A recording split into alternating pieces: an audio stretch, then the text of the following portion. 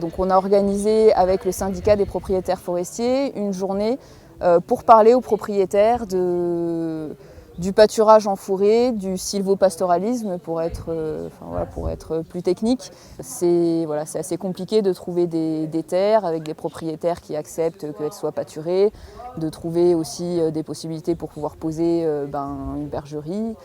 Tout le maintien de ce patrimoine et puis du paysage qui est du coup lié au pâturage des animaux, qui entretient l'espace et qui permet d'avoir des espaces ouverts, d'avoir une diversification forêt, espaces ouverts, du coup avec une biodiversité qui lui est propre. Et tout ça est maintenu grâce en partie au pâturage des animaux. Et donc pour ça, il faut que des éleveurs soient encore présents sur le territoire. On a eu une initiative d'éleveurs qui se sont regroupés, qui ont été ensuite aidés par la recherche et puis par des partenaires. Donc ici on a le Parc national des Cévennes, on a aussi donc la Chambre d'agriculture, tous les partenaires institutionnels liés à l'environnement ou à l'agricole. Et du coup, donc, tous ensemble, ils ont écrit un pacte pastoral intercommunal qui vise à maintenir l'élevage sur le territoire. Les bêtes, quand elles sont en forêt, elles font du passage comme elles font quand elles entretiennent les vignes. Si on met des filets pour les cloisonner à un endroit, c'est sûr qu'après ça va être contradictoire pour la forêt parce qu'elles vont abîmer trop les arbres.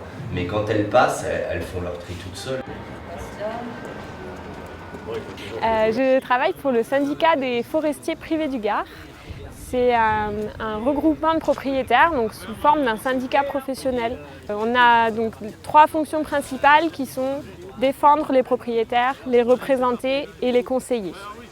La thématique aujourd'hui, c'était le sylvopastoralisme, puisque ça tenait à cœur de Bernard Cabane, notre administrateur, et qui est également le responsable de la zone Vallée des Gardons, puisqu'on a divisé le département en 4 pour essayer de répondre à des problématiques et des forêts qui sont assez différentes sur le territoire.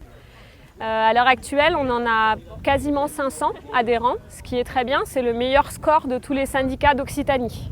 Donc relativement, c'est bien. Par contre, dans le département, on a 46 000 propriétaires.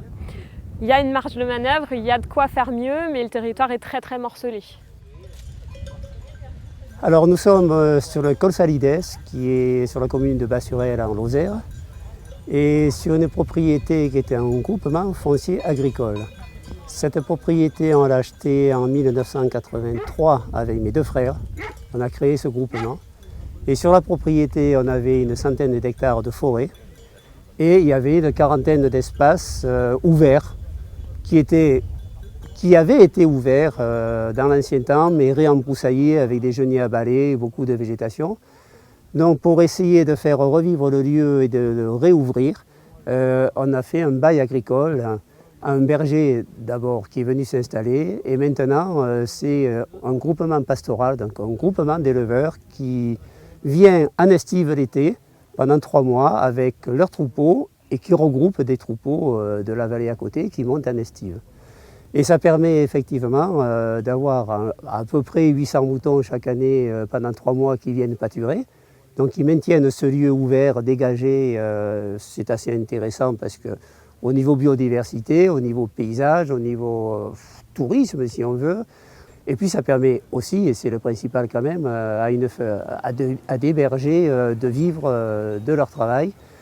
Et socialement, ça permet aussi quand même de faire un petit peu revivre le pays qui est quand même en désertification, comme presque toutes les zones rurales en France.